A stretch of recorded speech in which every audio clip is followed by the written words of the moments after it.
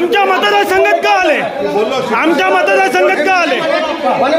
आम्ही नालासोपारा मतदारसंघातले आहेत. अटक करा. नाही, नालासोपारा मतदारसंघातले आहेत आम्ही. आमच्या मतदारसंघात का आले? आमच्या मतदारसंघात का आले? नाही नाही साहेब, महाराष्ट्राची ही नीती आहे आमची. महाराष्ट्र कुठे नेऊन ठेवलाय? नाही, हे असं तुम्ही सत्तेचा गैरवापर करतात आहे.